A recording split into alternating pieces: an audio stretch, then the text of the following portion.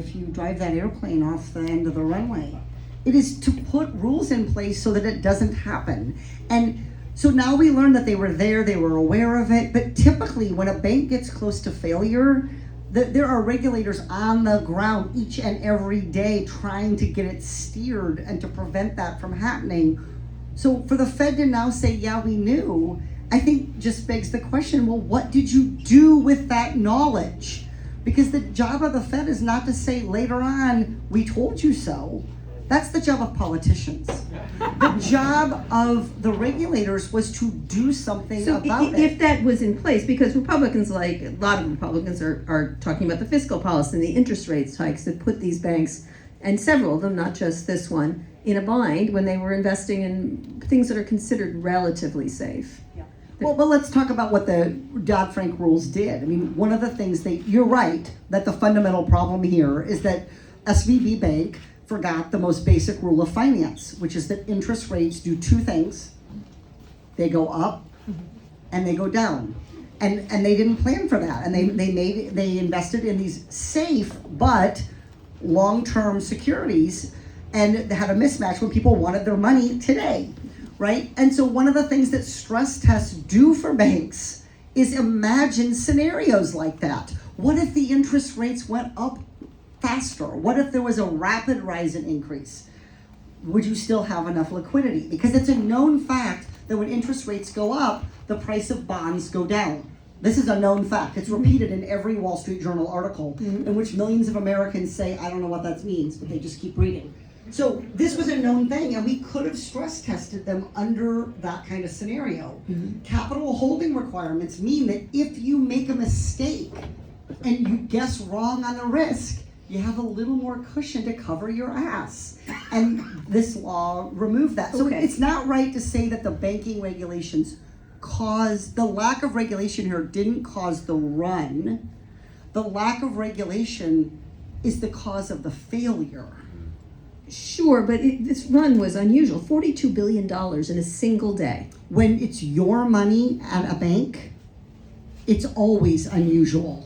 So I get that, but this was... I grew up on a farm in the 1980s in Iowa, and my small town bank was closed. And everyone said the same thing. Banking failures, they're so unusual. I've lived through many of them now. Am I just that lucky? No, right? Washington Mutual, that could never happen again. I mean, this comes with capitalism. You buy the ticket, you take the ride, and you have to, in a capitalist economy, anticipate that some people will get risk wrong. Well, one of the issues is banking should be boring, really, and it hasn't become that. In this particular case, the concentration of the bank in the technology sector, which was also declining, there were layoffs, the startup monies less, everything was happening at the same time, and this was a particular bank that catered in a very significant way, including personal loans, giving loans out. The loans are not the problem, right? People are not worried necessarily about their loans, but it is this group of people that moved very quickly compared to most people don't move that quickly, and they're using online banking in that way, and they weren't directed as a group. Talk about the impact of the venture capitalists, some of them doing that. So others said, no, leave it in there, calm the fuck down.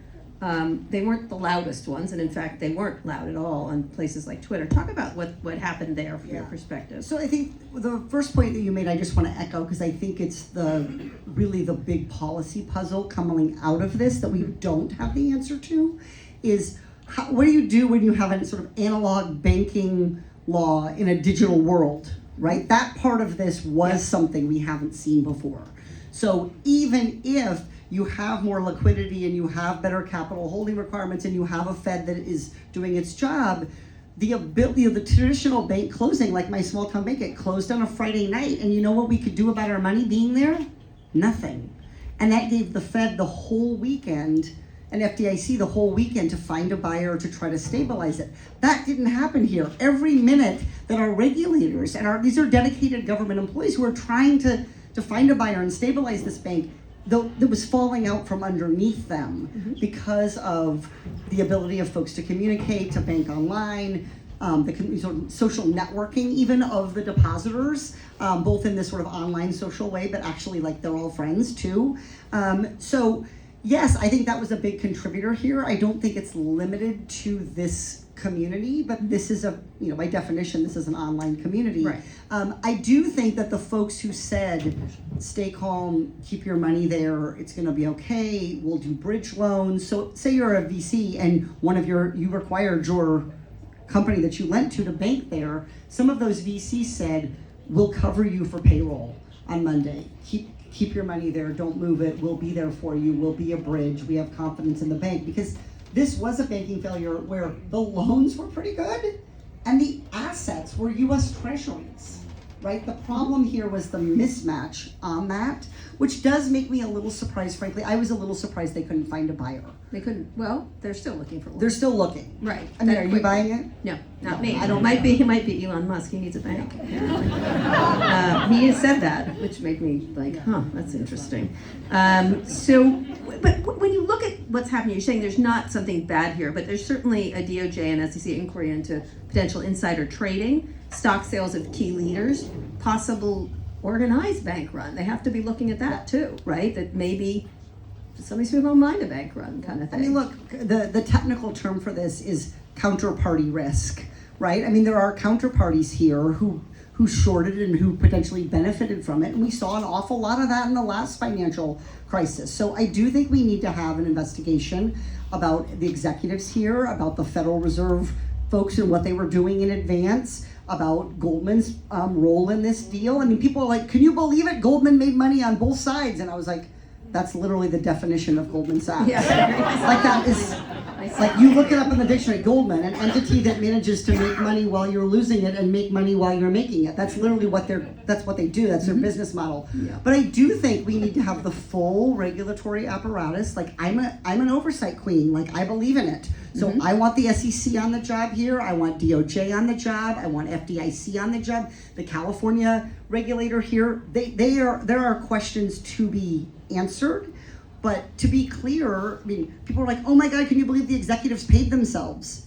They do that like every day, people. They do. Like it This may was or in may the 2 not weeks be. before when they were clearly, it Right. was clearly there were problems happening. And I will say, as someone who taught bankruptcy law, that's pretty typical. And there Yeah. are tools already. So people are rushing to introduce new bills on this. There are tools already to get these To claw payments back this to money. claw these payments back. As there should But be. speaking As of there clawing should be. back money, one of the things that the Republicans are trying to cast about, and I actually had an argument with one of the representatives about this, was whether it was a bailout, even though it's not. It didn't use taxpayer money, and the government holds the assets. How do you? That's a Republican talking point. This is a bailout, which of course even Biden had a problem with in 2008. Is that going to have a political effect?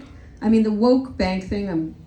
We're going to move along on that one. That's Literally the whitest, malest management group in Silicon Valley. Like, it's a low bar, but they were particularly They got over it. They were not woke. I have to say. I was like, when I heard that, when one of the representatives said it to me, I went, come on. Like, did you meet them? If there's one thing our banking system is not. Well, not these bankers either. Yeah, In any yeah. case, how do you get the idea that it's not a bailout? This Yeah. idea that we're having to save banks, because it could happen again, Yep. even with good banks. Yep. So I think this is the label here is sort of tough, right? Because, look, the general rule is if you have over $250,000 in your account, that amount is, if you have under that, you're insured and you will be made whole by the FDIC, insurance fund. And if you have more than $250,000, not a problem I've ever had. But if you have more, I never knew how many rich people I knew until Silicon Valley Bank went under. I realized I had been under asking for contributions for quite some time over the weekend. And so the idea though is if you're over that, then there's some loss. And deposit insurance isn't free. It doesn't come from fairy dust. Deposit insurance comes from fees that banks pay in. And they pay in an amount that is based on the $250,000 cap. So if we want to move to functionally, as we are here, insuring everybody regardless of an amount, I think the better way to do that is to make that as a policy decision with full understanding of what that's going to mean for banking costs And who bears banking costs? The first rule of banking is the customer pays all the fees. That's the first rule of banking. The second rule of banking is you take all the money, but like you take all the profit. So we will, if we decide to do this, if we empty the deposit insurance fund to cover everybody's amounts, we will have to replenish it. And again, it's not going to come from fairy dust. It's going to come from banking. So one of the worries is, and then I want and to it won't come from bank profits. I just want to be clear to you. It'll come from charges that we all pay to banks as depositors and banking customers. So we saw, a group of Wall Street banks rescued First Republic. Bigger banks are. This is the last question on banking. There's a fear that regional banks are going to be in trouble now that they're only going to be big banks, and so the too big to fail banks will be advantaged throughout this. Is that something anybody could do about? Because competition, obviously, having these giant banks running everything. You've been a big proponent of the big everybody. So what's the issue from your point of view? What can be done about it? Yeah, so I think this is partly the argument for passing the SVB Act that Warren and I have, which is to help rebuild confidence in those regional banks. We need more competition in the banking sector. And by the way, you can just take we need more competition in and fill in any sector virtually in today's economy. But it's true about banking as well. And so I think, one of the ways that you get there is not just that you stabilize them in the short term, but you pass a better regulatory regime so that people have confidence in them in the long term. So that people not run their deposits to Goldman or whoever's going down. All right, let's talk about your, we talked about your whiteboard. I mean, obviously that's your thing. How intentional was it? Oh, well, the first time I used the whiteboard, I believe was with Jamie Dimon.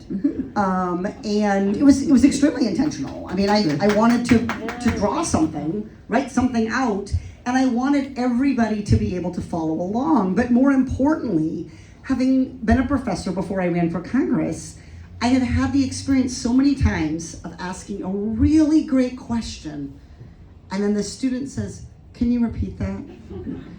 And witnesses do this all the time because they're just trying to run out the clock on you. I mean, Mark Zuckerberg is the master of this. I have never heard someone talk so goddamn slow in my whole life as Mark Zuckerberg when the 5-minute clock, when someone was trying to hold his feet to the fire. He usually doesn't talk at all, but go ahead. Right, that might be better. But anyway, so when I did the whiteboard, part of my goal was to make sure that Jamie Dimon couldn't say, well, I can't really follow what you're saying. I wanted him to be able to follow it, and I wanted all of you to be able to follow it. So a whiteboard it didn't seem that peculiar or interesting to me to use a whiteboard. I used one every day as a professor to help get all my students on the same page and keep them there, hopefully, while we had a back and forth and a discussion. It's a good prop. It's a very good prop also at the same time because it certainly seemed like when you were sitting and watching the McCarthy Speaker House marathon vote and you were carrying the subtle art of not giving a fuck and wearing a top of the same color. Talk about that. Okay, so here's Don't tell me it was just in your bag. No. So here's the stone cold truth. That orange dress was the only clean thing I had. Because this voting series just went on and on. I mean, I was supposed to have gone home because I fly back every chance I can to California. I love California. And so I was out of outfits. Like that wasn't even in the week's rotation. That was like the last clean thing before we were going to have to recycle. I sort of believe and you, but the go book, ahead. like here's the truth. I had brought I'm a big reader. I have to fly a lot. And I like to learn and I like to be distracted from the pain of politics sometimes. And so I read a lot. But again, that was like 11 votes, 15 votes. I was out of books.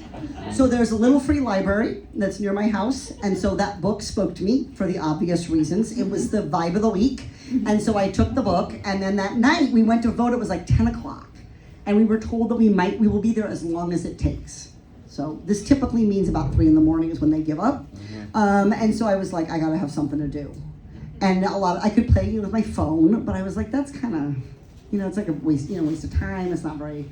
I'm going to bring this book. And so I was sitting next to 2 really lovely, but quite boring House members. Like Sean Casten, Kim Schreier, both friends of mine. But I was like, I'm not going to get in any trouble. I'm not going to get in a fight with anybody. I'm not going to, mix it up over on the Republican side. I'm not going to go get cooties from Matt Gaetz. I'm just going to sit here and like read my book, and lo and behold, I got in all kinds of people notice that. Yeah, the book is art really. not I mean, giving a it's fuck. interesting. I will say it's very bro-y, and that got pretty old. So I was like glad when I finally got to get out and go home. Okay, all right. But talk about that, the functionality. Does the House seem functional now under Kevin McCarthy? He seems to have gotten control of it. I'm talking about functioning. I'm not, whether you like it or not is not what I'm asking about. Yeah, I mean, so on the strict kind of stripping away, and I hesitate to do this, but stripping away any value, like moral, otherwise value, they're pretty operationally efficient. So I actually think Democrats should aspire to be more operationally efficient. And so, like, if they say it's a 5-minute vote, guess what time they bang the gavel? 5 minutes. You might be thinking, how novel is that? I mean, we had like a 3-hour 5-minute vote once under Democrats. So there is a sort of efficiency about them that I think is something Democrats could aspire to. But when you add in what are we doing with our efficiency, the answer is making really harmful policies. So on net, it's not a social good. I think the thing with McCarthy is I honestly don't think Kevin McCarthy knows if he's in charge. He's hopeful. He's hoping he's in charge. But I don't think he actually knows yet what the boundaries of sort of his control of the Republican caucus are. Okay. And I think they're untested as of yet. And so what we've seen in these first few weeks is trying to throw a few goodies at the people who are on the fringe and making them happy. But basically they're passing stuff on straight party line where we're voting no, they're voting yes. And it's just kind of, nothing's happening. Nothing's going to the president, nothing's going to the Senate with any real legs, which means we're not solving any problems for the American people. Okay. And the problems are still there, and the Republicans are not solving them. So from that standpoint, it is completely dysfunctional. Okay, so I want to do a lightning round of some of the sectors and executives you've taken on during your viral moments. Tell me the point you were trying to make, whether you think the attention sustained past the moment, and I'm going to, so anyway, those two things. Banks, when you grilled JP Morgan Chase executive Jamie Dimon on why bank tellers aren't paid a living wage. So the point I was trying to make is that corporate executives and corporations have, as part of running a strong, stable, successful business, have a duty to make sure that their employees are able to have strong, stable, successful lives. Right, you use a bank teller named Patricia. Yep, the saddest thing about, I'll tell you the two saddest things about this. We looked up an apartment and a real job that Chase Bank had in Irvine. And we created this character, Patricia. She has a single mom with one kid. They live in a 1-bedroom. We had the apartment listing. We had the food budget from the USDA. All these things. The two saddest things were we had people call our office that day asking if we could send them the apartment listing because it was so much cheaper than what they could find. And the second really depressing thing was, and I'm not even going to talk about Jamie Dimon. The second really depressing thing was when I went to the floor later in the day to that main house to vote, people said, "Oh, I saw you with Jamie Dimon. That was great." Remember, I'm brand new. I've only been there a few months. And I said, "Thank you." And they said, "How did you ever think of that question?" That has really stayed with me. How did I think of that question? Do you not see the bank tellers or the parking garage attendants or the bus drivers? I mean, who are we there to fight for if it isn't those people? So when my colleagues said, "How did you think of it?" For me, that was really the first moment that I realized maybe I'm not gonna do Congress like other people do. Got it. All right, so Big Pharma, when you grilled Amgen CEO Robert Bradway on why the top 5 or 6 executives earn over $100 million in compensation and why they spend about 3 times more on stock buybacks versus life-saving research. So it's the point I was trying to make is that this argument that we have to pay so much for pharmaceuticals so that we can have innovation in research and development is bullshit.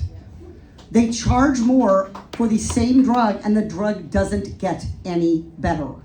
So we don't, by definition, because of patents, this is not a competitive market. They have an exclusive ability to make the drug, and that is designed to stimulate the innovation. But you have to then have some actual checks on the prices that are being charged, and we don't have that in our system. And so you're pushing on their compensation, which their Yeah, excuse was the other guys paid. Yeah, no, I mean, I literally asked him with an empty whiteboard. This is supposed to show you don't even have to have a marker. You can just have the empty whiteboard. I told him, I asked him, this is your compensation. Tell me why you deserve this. And that's what he said, nothing. Yeah. His only response was the other guys are paid screwing us all too. And I think that's shameful. I think it's a reasonable question to ask as shareholders of companies, as employees of companies, as customers of companies. Why are you spending the money this way? Why are you giving it to your CEO rather than plowing it back into growing the business? And executives are going to be highly compensated, but that doesn't mean we don't have to get to ask any questions about it, and people shouldn't be able to explain why their compensation is deserved. All right, big oil, for example, when you took on oil exec Mark Murphy for profiting more than taxpayers from drilling on public lands versus frozen royalty fees and intangible drilling tax cut. So we are all, the point I was trying to make here is that we are getting cheated by people who lease to drill on federal land. And this, by the way, I have great news. This has changed. We actually got this provision of my law passed into as part of the Inflation Reduction Act to raise the royalty rate. So at the time I asked the question, when you went to drill on federal land, you paid a price that was about half or a third as much as it would cost if you were drilling an acre over on state land, even in fossil fuel friendly states like Texas. So we just were charging a royalty rate that hadn't been updated in 100 years, and this is our public land. It belongs to all of us. And that revenue comes into the Department of Interior and can be used for conservation, for recreation, for other purposes. So I don't think taxpayers should get ripped off. That was the point I was trying to That's the point you're make. making. Now, in personal page, social media, when you took on Meta CEO Mark Zuckerberg for privacy breaches and lack of mental health support for Facebook content moderators, and probably the rest of us too. Talk about that. Right now, TikTok is going to be in front of Congress. That's more about China. Talk broadly about social media and why you aim at them. Yeah, I mean, social media is a powerful influence on our society and on a lot of different areas. It affects mental health. It affects people's productivity, frankly. It affects how we get information, how we vote. It's important, and I think Congress should work on important issues. I don't think there's any exemption or pass for social media. And I think one of the things we've seen is when they come to Congress, they act like, I cannot believe I have to do this. And it's like, yes, you do. Yes, you're operating in the United States of America, and this is a democracy. And we on the Oversight Committee, it is our job to ask you questions about what you're doing and whether you're complying with the law and whether you're being harmful. So, I think big tech for a long time has frankly relied on this argument that it's too complicated for Congress to regulate. Okay, Congress hasn't regulated. May I just say, at this point, I feel as is Congress's fault because they've abrogated the responsibility. There was a privacy bill, there was an antitrust bill, there was a transparency bill, all lobbed up, and honestly, it was the Democrats that pulled it back too when they got lobbied. Yes. Okay. And I think this is something about me as a Congress member and as a candidate that I'm proud of and that I think is different. I am willing to hold our own party to account when we fall short. We cannot blame the Republicans for not passing those antitrust bills to rein in big tech. They are bipartisan bills with significant number of Republicans on them. We had control of the House, we had control of the Senate, we had control of the presidency, and we didn't pass. So why? I mean, Because I've heard I think an there's too earful much, from... straight up, there's too much special interest money in Washington. This is about donors and about who we So fight for. they were attacking the Senate more than anything else because that's where It didn't. I mean, it's a problem both places. But this is straight up the answer, right? And it's probably straight up the answer why so many Democrats voted with Republicans to gut the banking regulation. I don't think Democrats should take corporate PAC money. I don't think we should take federal lobbyist money. I think we should fund our campaigns through the voters, and that's who we should fight for. And you can do that in a way that recognizes we have a capitalist economy and we need to make it strong and stable and globally competitive, and businesses are going to be part of that.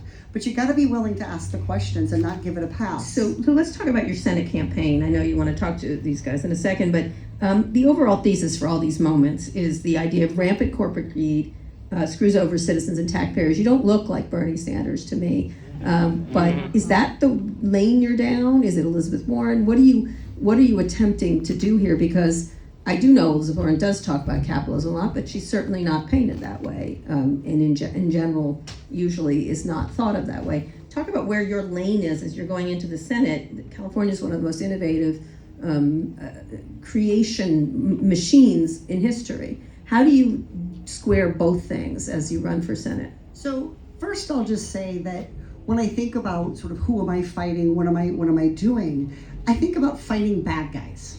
And sometimes, lately, frequently, the bad guys have been Trump Republicans. Mm-hmm.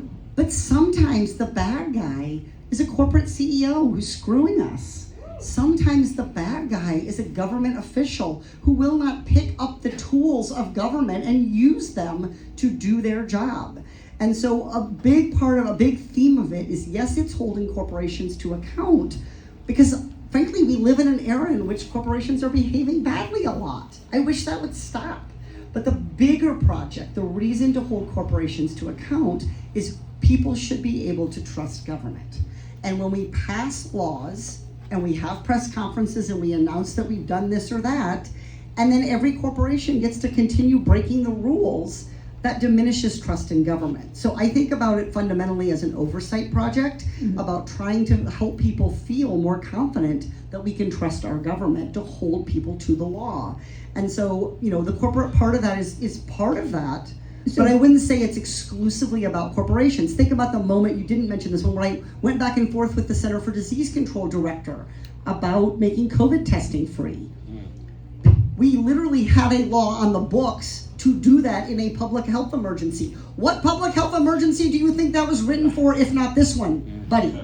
And so, that wasn't a CEO, that was a long-term, sort of government employee, but pick up the tools of government and help people solve So when their you're running problems. this campaign, for Senate, you have companies fleeing California, but sort of stabilized now a little bit more, but moving to states like Texas and Florida for the taxes, obviously, and the lack of regulation. You announced in January you'd be running before Dianne Feinstein announced she wouldn't be seeking re-election. I'm just first curious, what was behind the timing? Was you giving her a hip check, or what was the plan? So, two things. First, let me just say, Yeah. Senator Feinstein blazed a path for women in 100%. politics to follow. And what it means to blaze a path isn't just for you to get to the end, in her case to the Senate, but it's to make a path for others to walk in, to make space for others. So I'm grateful for her for that. Part of the reason I declared early is I do the work, and I do the work in community and in partnership with the voters and the volunteers. And California is a big state. If you're serious about winning votes in California and hearing Californians and understanding what challenges they're facing, you can't just pop off a couple times on TV. You have to get out there. You have to go to the tribal communities and the rural communities and the inland empire. You have to. I get it. I'm from Orange County. Politicians don't come historically, especially not Democratic ones. Mm-hmm. And we're the 6th most populous county in the U.S. or something like that. So for me, it was about getting going with the work. Here's the other thing. I don't think it's respectful to run a whisper campaign. I wanted to tell Senator Feinstein and show her respectfully that I was going to be running against her. Mm-hmm. And armed with that information, she could figure out what she wanted to do, which was either run for re-election or not. Did you call her? Yeah, we called her office, yep. Before? Yep, and they got back to us. Yep. Mm-hmm. I told them before. Was it a first mover advantage? Because you'll be facing at least 2 other Congress people for the seat, Adam Schiff and Barbara Lee. Talk about that. Besides the whiteboard, what do they have that you might not have, or how do you assess that? Yeah, I mean, so I think that we're lucky in California to have the ability to make this choice. And I know some people are like, I gotta choose. And that is the blessing of democracy, right? That is a blessing that we get to make a choice here about who's gonna be California's next senator. And I think because of a series of appointments and other things, we haven't had the chance to make a choice in a while. And I think it's really, really an opportunity for us to think about where are we now and where do we want to go? What are the challenges facing California, including things like businesses, in some cases, leaving? And so I think one of the things that I bring to the race is that I know how to win every vote that we can win. You just can't get elected in a district with Huntington Beach if you don't know how to pull in every single person. So being willing to hold our own party as Democrats to account, not painting everything as Republicans' fault. They have plenty of things that you can blame them for. You don't need to invent things. We need to take ownership for our own party's areas where we need to do better. And being able to pull in those independents, my track record on not taking corporate PAC money. I'm the only candidate in this race who has never taken corporate PAC money. The federal lobbyist money, I am one of 11 people in the House of Representatives that doesn't take lobbyist money. You've raised $20 million more than your opponent last year without corporate PAC money or money from. Now you're 100% committed to not accepting Absolutely. PAC money for your run for Senate. Absolutely. I've never done it. I'm not going to start. And you do not need to do it to win. The people who trot out that tired old excuse they're being disingenuous. You can raise the resources. It takes more work. It takes a little bit more belief in the voters. But personally, I want a representative who believes in us, who believes in our country, who believes that they can bring people together and get across the finish line, even in the toughest races. So I think one of the things I bring is the ability to help us win down ballot in every part and pocket of California. Because we have places that are deeply, deeply Democratic, but we also have lots of places where we have Republican boards of supervisors that are attacking the right to organize. We have places with county boards of education in California that are making it hard for LGBTQ plus trans students to learn in their schools. There are races to be won here, and we need someone who's going to do the political work. So you feel that you can reach out more towards the center more than they can? No, it's not about a label. It's about being able to talk to people about who you fight for. So you don't need to put a label on it to do it. I think the label's actually part of the problem. So it's that I know how to talk. When you do things like don't take corporate PAC money, doors, when you knock them, doors of no party preference voters who think the Democratic Party is too beholden sometimes to corporate power, open for you. And then those conversations happen. You don't win every voter because you don't compromise your principles. But you get to have the conversation, and sometimes that gets you the vote. Mm-hmm. So I think I know what it takes to win in a tough district. I know how to do it, and I want to help others do it. And by the way, not only does California have political work to do, right, to make our own Democratic Party more appealing and bigger and stronger and more ethical, but our country needs California to have a senator who can be helpful in the fights. They need a senator who can go to Montana and help us win, who can go to Ohio and help Sherrod Brown win. And I know how to do that. When you have knocked doors in Huntington Beach, you can knock doors anywhere. Trust me. When you think about that, that is a project. How do you assess your two opponents? Okay. Yeah. So look, both Adam and Barbara are terrific legislators and terrific colleagues. I serve with them in the California House delegation, and I think we should all be grateful for them, for their ongoing work and for their past work. I think the fact that I am a sort of new, I don't do Congress the way you're supposed to, whatever that means, that I think a little differently about campaign finance reform. Yes, it's about the policies, but it's also about how you lead in your own campaign. Yes, it's about making sure that you stand for progressive values, but it's also about doing it in a way that locates and finds every vote that we can find. And so I think there's a difference in temperament. I think there's a difference in how long we've been in the institution. I think as someone who loves democracy, I have a duty to push it to work better. So when Congress is falling short, and I'll give you a terrific example, failing to pass a ban on congressional stock trading. You cannot credibly blame that on Republicans. We had the House, we had the Senate, we had the presidency, and we didn't do it. So what are we going to say to voters who ask us about that? We're going to have to be honest that the Democratic Party wasn't willing to course correct here and to regain the trust of the American people. And so I think that kind of streak of being willing to push institutions to be better, whether it's corporations or government or political parties, I think is something that, and to do that in a way that adds people and that creates a louder volume rather than silencing people and tearing things down, I think that's what's needed in this moment. So let's talk about you, and just one more second, Manny. Two things. What do you think your vulnerabilities are? You've got, I've just read a couple of things. One is the critique about, this was a letter in the LA Times who said that they felt like bait and switched for you to get the seat and then seat greener pastures in the Senate. That's one. Another is leaving the House, your seat open for a possible Republican. Another one, you even got a bad boss problem article in Politico. What are when you look at what you're running for, where are you most vulnerable? So I think the thing I hear the most is the Orange County is so tough. What's going to happen if you're not running? What will happen? We have to win back the House. And I want to really be clear about this. The work that we've done in Orange County is work that we have done collectively. It's not all about me. It is about the people who came down and knocked doors and the people who, for the first time, went out and asked their neighbors to vote for a Democrat. There are more registered Democrats than there are Republicans in Orange County. So we have to quit pretending that we can't win in places like that because it becomes self-defeating. You don't then attract the right kind of candidates and the right kinds of resources. And I pushed this boulder up the hill in 2017, 2018, trying to convince people that we could win in Orange County. So you feel that seated. So you think that's the one you get the most pushback? I think that's where the most anxiety is because the stakes are so high. What about you running and then running for something else? Here's a newsflash.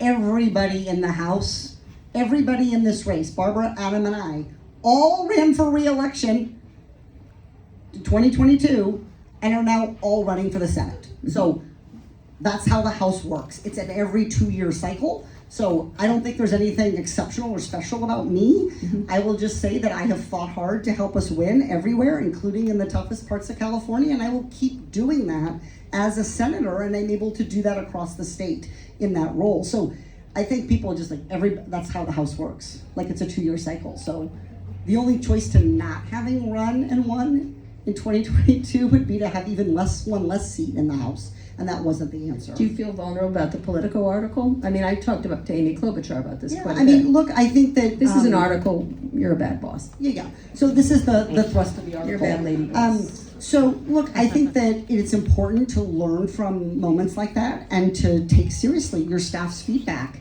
It is difficult to run a big staff in Washington, in California, and a political staff. And I was a first-time candidate.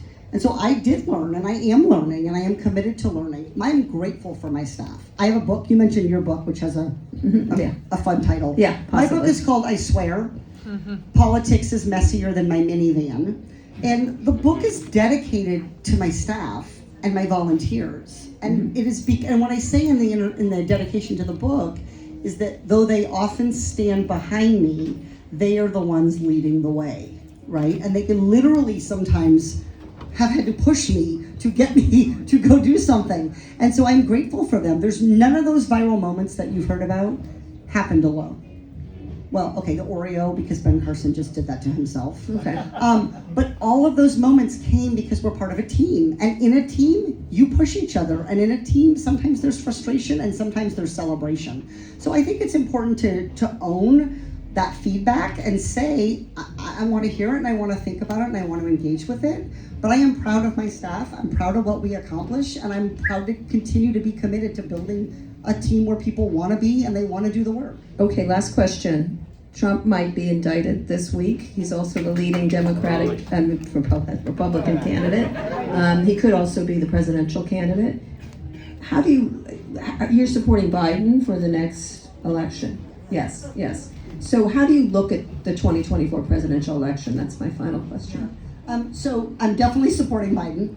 That is not a hard choice. I'm very excited about President Biden. And if we had more time, I would tell you all of the many things that I am excited about, That's okay. including an ad for his him. Competition policy, which I'm really excited about. Okay. His advocacy for childcare policy. We've never had a president like this on those issues.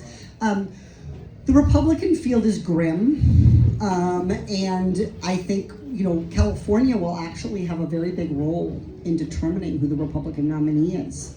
And that surprises a lot of people when I say it, but we have an early primary in presidential years. This just started, right? So we have a March 5 primary, and there are a lot of delegates in California because we're the biggest state. So we will actually have all of this Republican cast of characters coming to California, and California Republicans will have a big say here in who the nominee is. So, in terms of Trump's indictment, I think that nobody's above the law, and we let the law process play out here. It's not my role as a politician, and I'm not going to buy into this idea. I'm not going to fall for the trick of kind of letting the Republicans say that this is being politicized. It's the job of the prosecutor to figure out if the law is broken, and the grand jury, and then ultimately if there's an arrest warrant issued, the law enforcement. So what do you think the execute it. ticket will be 2024 right now, if you were to say? I think it will be DeSantis. DeSantis. If I had to Biden. make a bet today. Why is that? Florida's a big state. He has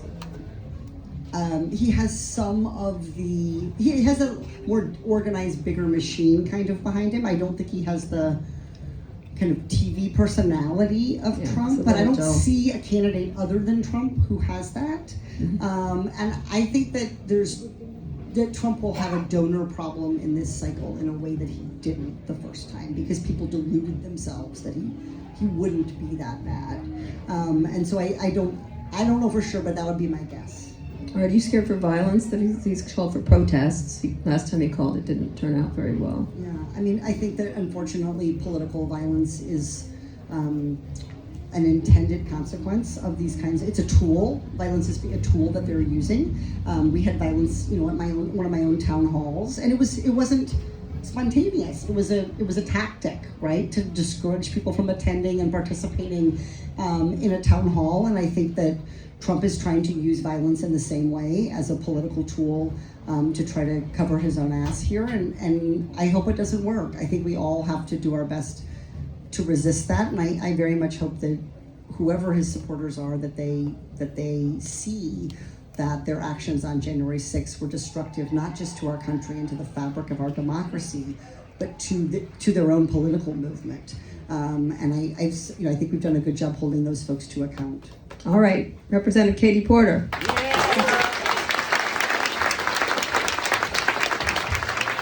Thank you so much. Thank you, Congresswoman Porter. We'll make this very quick. First, a round of applause for Kara Swisher.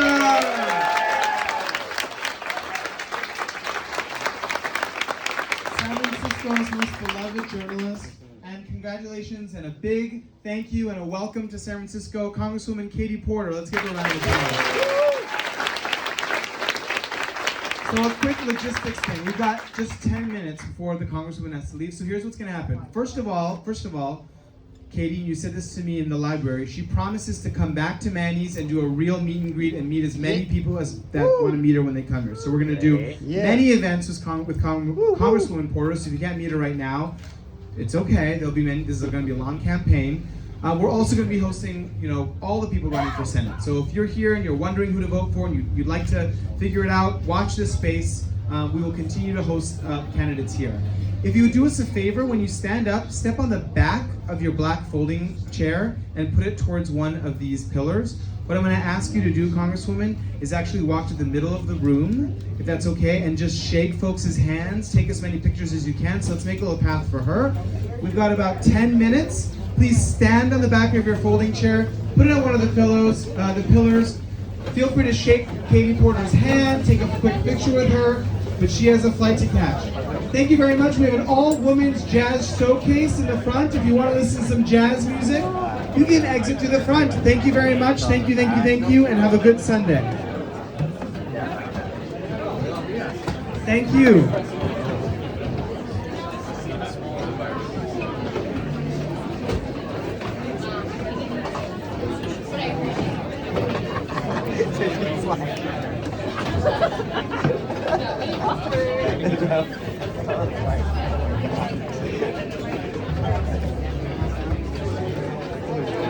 That's pretty fun. Huh? Okay. Sure. Katie. I'm gonna have Angelina's gonna bring you to the middle of this of the stage.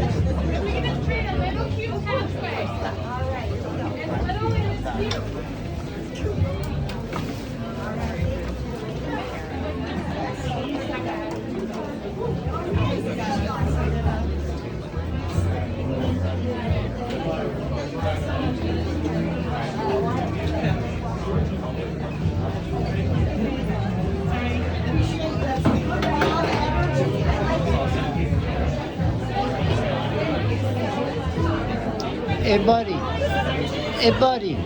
Hey.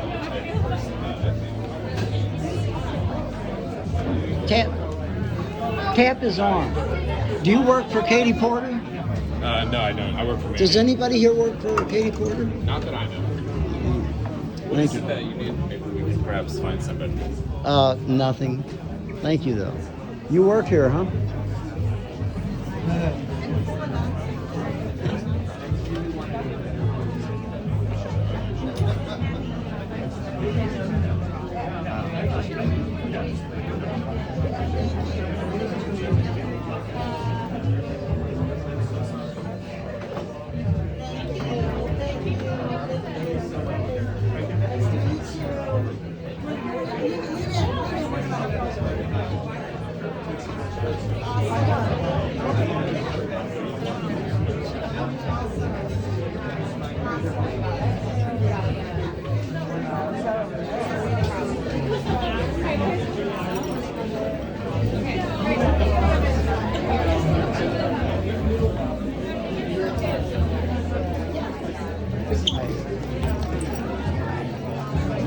Every day I'm getting married, you know? Just like, That is like, I should be getting like tortured. so we're just waiting for people to, yeah.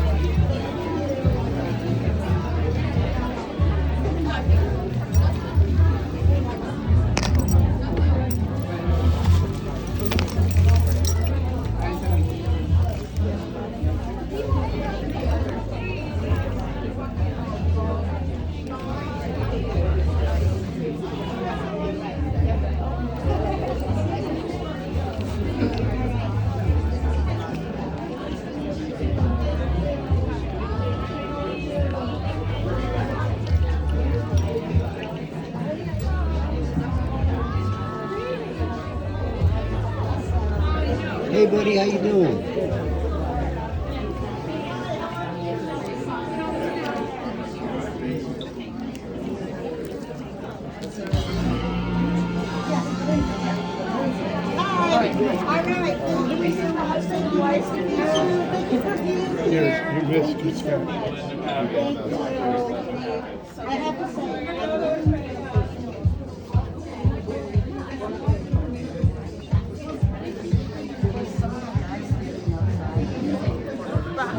I gotta meet this guy. I gotta meet you.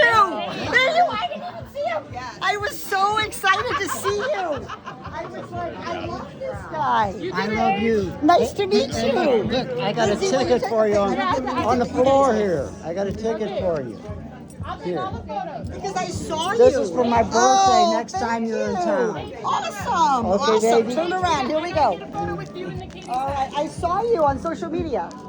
Okay, cute. I love it. I don't You know were if out this there in the rain. I have a ball. I get everything. I love it. Thank you. Yeah. Yes, of course. Okay, this is Katie's address. I will not be taking it. Thanks, Angelina. Unless you want that. Thank you so much. I think you may have dropped your hat. Oh, yeah.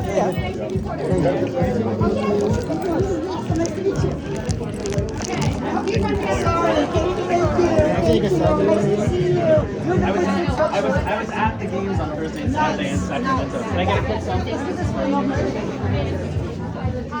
Awesome. Thank you.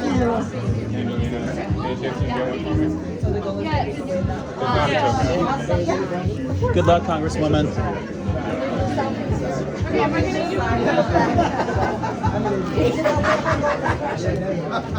Awesome. There we go.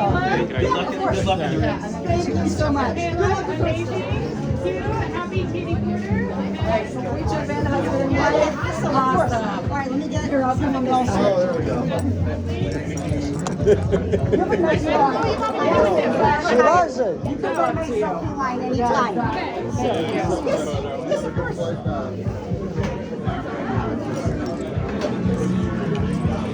Let me tell you, growing up in that area, Congress needs more people like you who are not afraid to